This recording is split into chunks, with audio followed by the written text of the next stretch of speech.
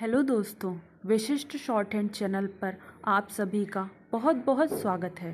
Please channel को like, subscribe और share करें ताकि नई नई डिक्टेशन आप सभी तक जल्दी जल्दी पहुंच सकें और जल्दी से जल्दी आप सिलेक्शन पा सकें। टर्न प्रजातांत्रिक समाज में कोई वर्ग या समूह अपनी संरचना एवं स्वरूप में बहुसंख्यक से भिन्न हो सकता है, परंतु इस कारण बहुसंख्यक को अल्पसंख्यक की उस स्थिति में परिवर्तन आदि के लिए हस्तक्षेप का कोई अधिकार नहीं प्राप्त हो जाता। जैसा कि मनुष्य की प्रकृति है, भिन्न भिन्न पृष्ठभूमि का मानव समूह अपने तरीके से और अपने मूल्यों के साथ रहना चाहता है और उसमें वह अपने को सुविधाजनक स्थिति में पाता है। ऐसे में किसी तथाकथित समतामूलक समाज की व्यवस्था के प्रयास की अंतर्गत उनकी जीवनशैली में हस्तक्षेप कहीं से भी विधि सम्मत नहीं होगा। क्या केरल या पूर्वोत्तर क्षेत्र के कुछ मातृसत्तात्मक सामाजिक समूहों पर पितृसत्तात्मक बनने के लिए दबाव डालना उचित होगा, सिर्फ इस आधार पर कि उनकी व्यवस्था मुख्य धारा के अनुरूप नहीं है? प्रजातंत्र का महत्व ही क्या रह जाएगा यदि कोई एक सामाजिक समूह अपनी सामाजिक मान्यताएं दूसरे समूह पर लादने की कोशिश करेगा? हमारे यहाँ तो प्रजातंत्र का आधारभूत सिद्धांत है, जियो और जीने दो।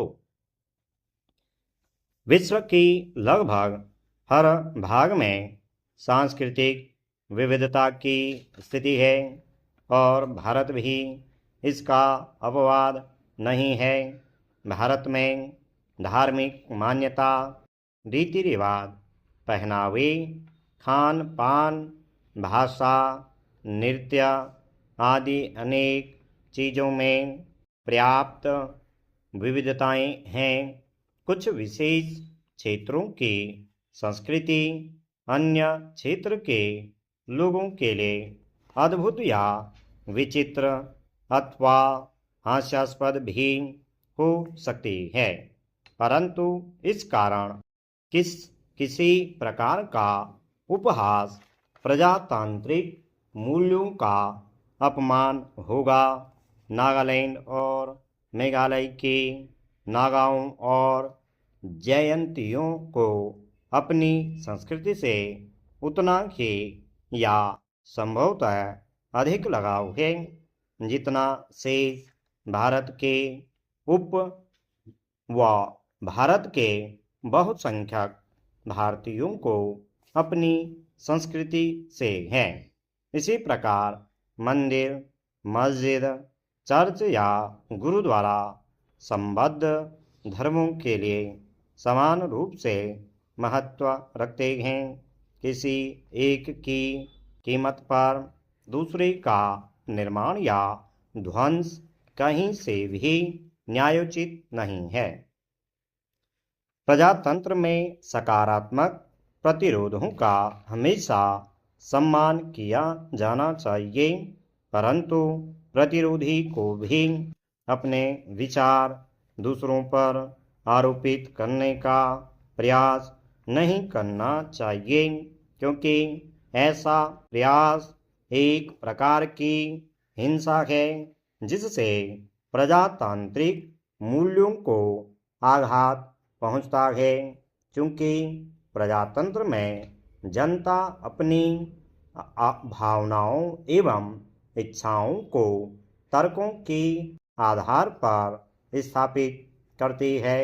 इसलिए स्थापित मानदंडों के साथ साथ उठने वाले प्रतिरोधी मानदंडों के प्रति भी सहानुभूतिपूर्ण रवैया रखना आवश्यक हो जाता है, ताकि व्यवस्था में स्वेच्छाचारी या अप्रगतिशील प्रवृत्तियां घर न कर जाएंगे और इससे सही अर्थ में अभिव्यक्ति, जो कि प्रजातंत्र का प्रमुख लक्षण है, का औचित्य एवं उपभोग दोनों सुनिश्चित हो सकेगा।